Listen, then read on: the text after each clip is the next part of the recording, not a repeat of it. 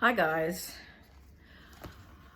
I am here to kind of wrap up my review of season 1 of The Chosen. I really want to get into my review of season 2, which I have just started watching. They released the first 3 episodes very quick succession, which I wasn't expecting. And I think my review of season 2 is going to be very different from my review of season 1. But I've covered most of the episodes of season 1. There's the last 3, and I'm going to try to pull everything together here. Now, one thing I think that worked about the show that doesn't often work in what I have seen of religious movies or religious TV shows is it was very professionally done as far as structure. Now, I talked about in episode 5 the flawless writing, how everything came together. It came across professional in a way that if you were not interested in the religious topics, you would still be drawn into the characters. It's like, these are interesting people. I can look at this as just a story or just a myth and still enjoy it. I have found many of the biblical epics that have been made have been done better when they're made by people that don't necessarily share the religious belief, and therefore they're not afraid to tell the story as it is. Like, they're not afraid to find the story and craft something interesting. I loved Russell Crowe's Noah. I'm the only one in my family who loved it. Everybody else hated it because they hated Noah and wanted to throw him off the boat because he was annoying. But that was part of the story. That was done by someone of a Jewish background who was agnostic, and he loved the story. He loved not only the biblical story, but all kind of the myths and legends that were interwoven in the Jewish faith in which he was raised. He appreciated the story, and therefore he told a story that happened to have these characters that were biblical, and I think it worked really well.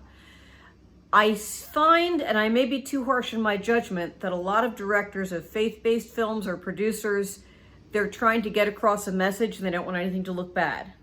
And it just doesn't work because they're not telling a story. In season 1 of The Chosen, Dallas Jenkins, the director, producer, and co-writer, was telling a story. He developed characters, he had a plot. As the plot unfolded, you got to know more about the characters within the plot, and he did something that works on TV. Most of the episodes had what I would call an A storyline and a B storyline. You would see that if you're a Star Trek fan. You would see that a lot in the more modern Star Treks, the Next Generation, Deep Space Nine, that sort of thing. They would have your main storyline, and then they would have a secondary storyline. And the two would link a little bit, even though they were almost separate. Sometimes they would come together at the end. And that's a really good structure for an hour-long, well, including commercials, 40 minutes to an hour-long TV show, because there's something for you to like, and you're not so focused on one storyline. You have like a little bit of distraction, something else that might be even more interesting than the A storyline. That works a lot in TV. It's like a workhorse format. My laundry's done. Beeping in the background. The washer's saying, hurry up and get through this. All right, let me keep going. Anyway, there were many different characters being introduced in season 1, but they were never so many together that it caused a problem in telling the story. I'd say the main B storyline that was running through the first season was the story of Nicodemus and Nicodemus's struggle trying to figure out who this person is, who Jesus is. The actor who plays Nicodemus, I've mentioned him before, Eric Avari. I think the last name is pronounced Avery. It might be Avari, A-V-A-R-I. He's been in 1,000,010 things, and if you are a science fiction TV fan, you will recognize him right away. But I looked at him and said, I know that guy. He's been in 1,000,000 things. Being a science fiction fan, of course I know him. He did a beautiful job with Nicodemus. He had a very unique, I would almost call him quirky character, but not quirky in the sense of strange. He just had a very distinct personality, a distinct way of speaking. He is one of the Pharisees, and the Pharisees are a particular religious sect in that time period.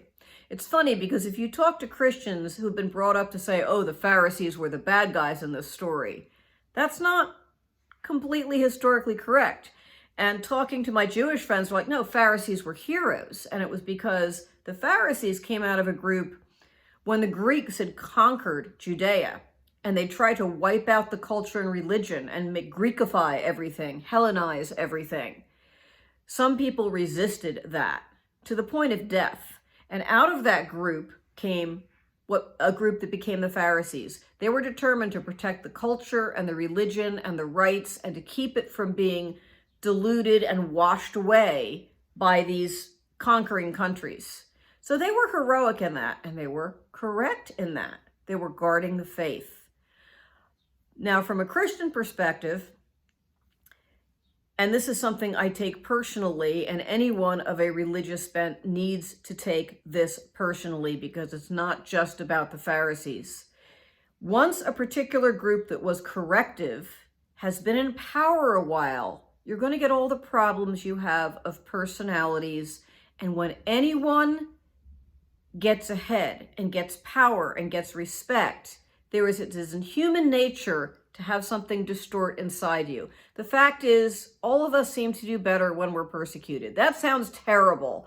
I don't want to be persecuted. I just want to make that clear. But looking at history, there's a line from the movie Starman. The alien says to the woman, "Do you know what I love about humans?" And she's like, "What?" "When things are at their worst, you are at your best." And I have to say that is often true. By the time of Jesus, you had these different religious sects that had different kinds of power. The Sadducees, the Pharisees are the two main ones we hear about in the New Testament. And we have a habit of lumping them as the bad guys. This is a problem in faith-based films I have, swinging now away from regular life to film. There's good guys and bad guys. And you know what? In real life, there is not. There are people that really lean one way or the other, but every human being has the spark of something wonderful. And I always feel like, we have a choice between good and evil, and we're kind of all on a rescue mission. If someone's going down a bad way, can we, with some love, pull them back? A lot of us have had family members or friends that go down into a spiral of drugs or abuse and all this stuff. And instead of saying, bad guy, don't you want them rescued?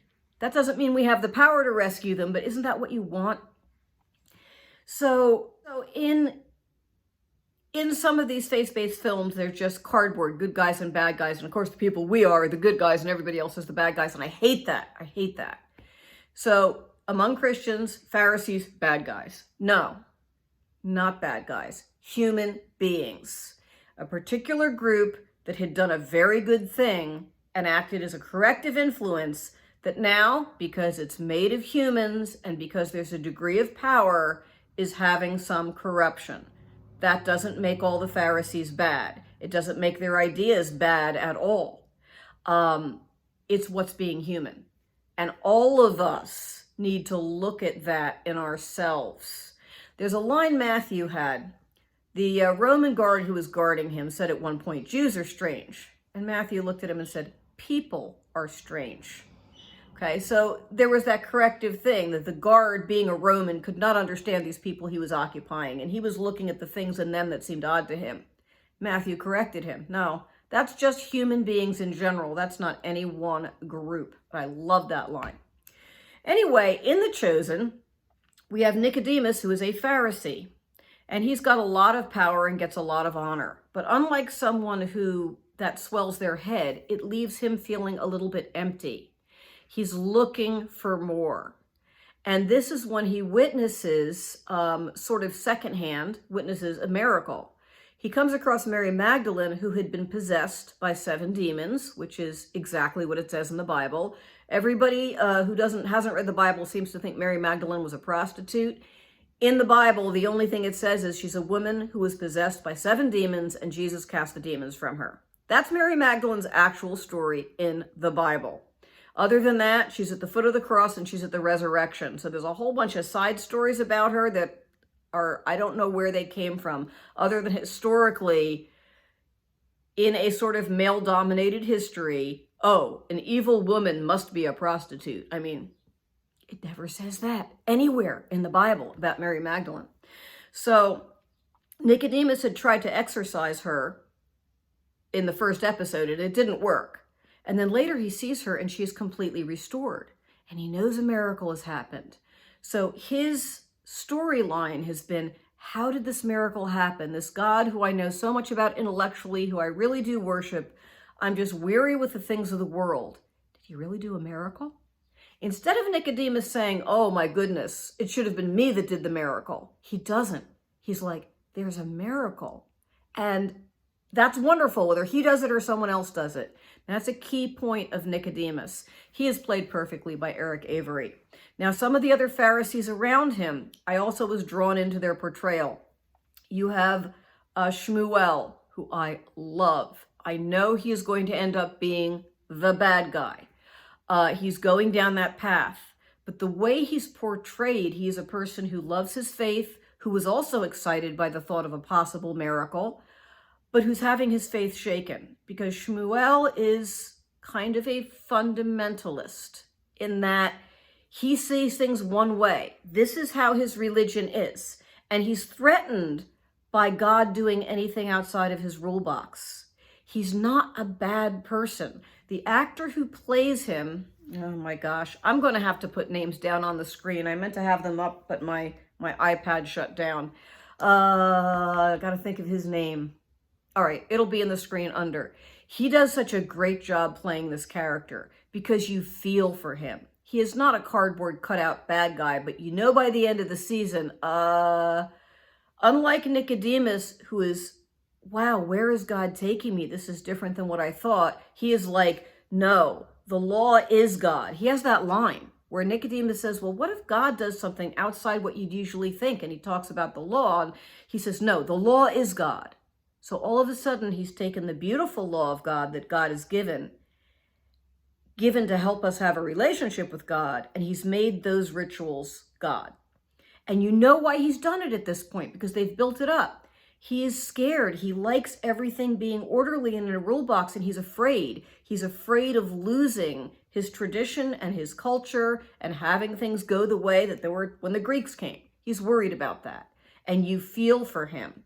The actor he's got such a presence. He does such a wonderful job just with his eyes, acting with his character. So he's actually one of my favorites, and I'm kind of saddened by the road he's going down.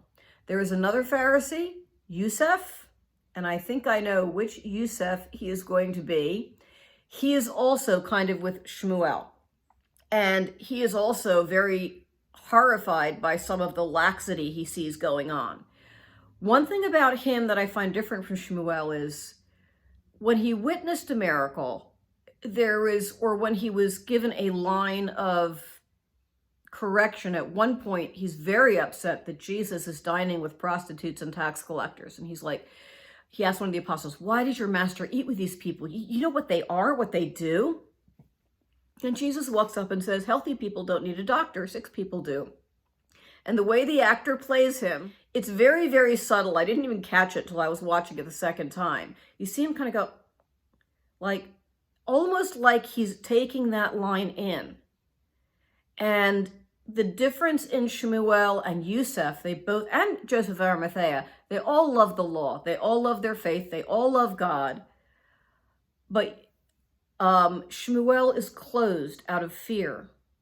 He views anything that's not the way he thinks it should be as an attack on his faith.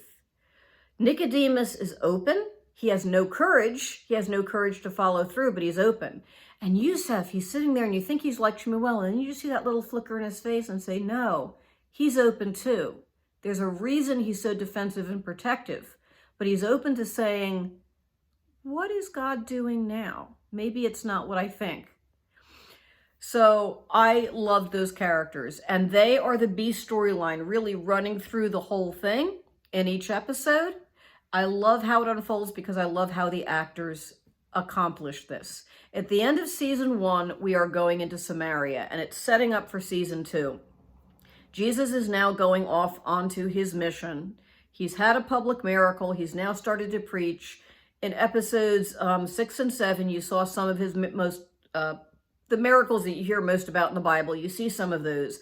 People are following him. The apostles are trying to figure out what is our role in this while we wait to fight the Romans, because in their head, they're following someone they believe is to be the Messiah, and therefore that person's going to fight off Rome. That's what they think the Messiah is going to do. That's their little rule box, like Shmuel has.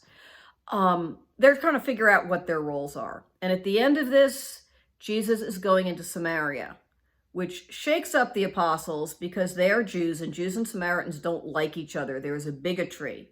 So the last episode deals a little bit with dealing with bigotry and how God deals with bigotry. It's just hinted at. But Jesus goes into Samaria. He meets the woman at the well, which is a pretty famous story. And this particular episode, I had a problem with one line, but I had a problem with the line because of how I interpret the Bible for that line. And that was me looking at it going, no, that's wrong.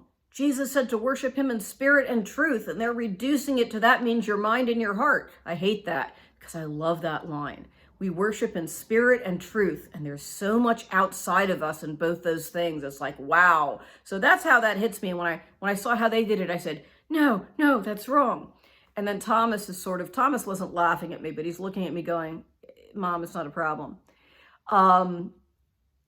And as far as the storyline goes, as far as the show goes, no. Because if you step outside and watch this, as I said, just as a show, and you don't put your own ideas on it, you're just watching the characters and you're saying, does this work? Does this episode work? Is it structured well? Have I been drawn into it? Do I like the characters? Is stuff happening? Is there a plot?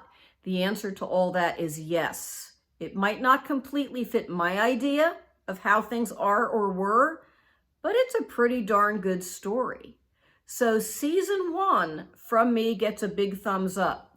My least favorite character in the beginning, Peter, and his storyline by the end, I really liked him. I like watching the direction his character is going at the end. You see that for all his bravado and schemes, he's really just afraid of he's going to fail at everything. And so he has this shell on the outside that makes it seem like, yeah, I know what I'm doing. I got this covered. And he's really terrified. The actor does a really good job with that. I love how that develops. I like seeing James and John and their temper that starts to come out at the end of this. There are so many things I really, really liked. I loved how Mother Mary was portrayed. And I really, really liked the Pharisees and their whole story and the humanity of everybody involved. That is a part I haven't talked about much until this review, but it's a part I really loved. So overall, I think the show gets better as it goes on, although I'd say episode 5 out of the 8 is the strongest and best written to me. I do recommend season 1. If you're someone that is really likes Bible stories, I would say, yeah, now you can watch a good one. If you're someone who doesn't, but is interested in just a good story, I'd say give it a try. First 2 episodes were structurally and pacing wise the weakest, but I still enjoyed them. They're very, very soap opera-y, so if you've never been bothered by the pace of a soap opera, they will be fine for you. But then 3, 4, and 5, that show suddenly really picks up pacing wise. So season 1 gets a big thumbs up for me. I was very excited to go into season 2. Season 2, I might feel differently about. So in the next video, I will cover that. And I appreciate people that have, but I know this kind of video is not everyone's cup of tea. And if you don't like it, don't feel you have to watch it because you're subscribed to me.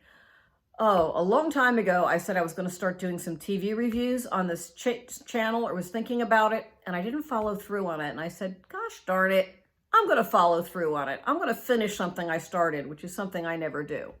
So I'm here sharing it with you. If you like this, that's great. If you don't, it's okay to click off it.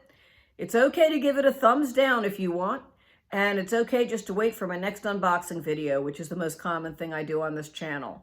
But if you liked this show, or if you're curious about the show, or if you hate this kind of show, just tell me in the comments box. And if you wish I'd never do a review like this again on YouTube, tell me. And we'll see when I go into the season 2 review. The next episode will be the next video will be the first 3 episodes of season 2, which ran very close together. So I watched all of them before I had a chance to review any one. I really hope this show doesn't fall into the trap of so much faith-based films and TV shows. I hope it stays being a well-structured, character-driven, but with a plot, good show. I'm starting to worry about it. But season 1, thumbs up.